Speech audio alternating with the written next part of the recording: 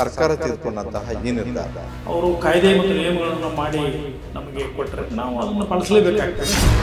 ಕಾಂಗ್ರೆಸ್ ಅವರು ಹೇಳ್ತಿದ್ದಾರೆ ಇವಿಎಂ ಅನ್ನ ಯಾಕೆ ಮಾಡಬಹುದು. ಸರ್ವೋಚ್ಚ ನ್ಯಾಯಾಲಯದ ತೀರ್ಪು ಇವಿಎಂಗಳ ಒಂದು ಜೆನ್ಯೂನ್ನೆಸ್ ಬಗ್ಗೆ ಒಂದು ತೀರ್ಪನ್ನು ಕೊಟ್ಟಿದೆ.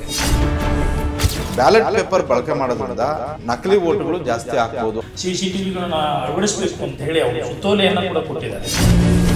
ಗ್ರೇಟರ್ ಬೆಂಗಳೂರು ಚುನಾವಣೆ ಆಗುತ್ತೆ, 5 ಕಾರ್ಪೊರೇಷನ್ಗಳು ಎಲ್ಲವೂ ಸರಿಯಾಗಿ ಹೋದ್ರೆ, ಯಾಕಂದ್ರೆ ಸುಪ್ರೀಂ ಕೋರ್ಟ್ ಡೈರೆಕ್ಷನ್ ಕೊಟ್ಬಿಟ್ಟಿದೆ, ನೀವು ನವೆಂಬರ್ 1ಕ್ಕೆ ಡಿಲಿಮಿಟೇಷನ್ ವರದಿ ಒಪ್ಪಿಸಬೇಕು ಅಂತ.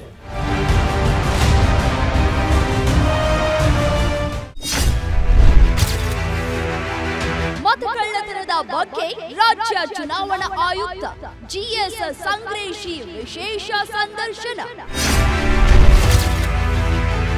ಕರ್ನಾಟಕದಲ್ಲಿ ಮತಕಳ್ಳತನ ವೀಕ್ಷಿಸಿ ಸಂಜೆ 4:30ಕ್ಕೆ.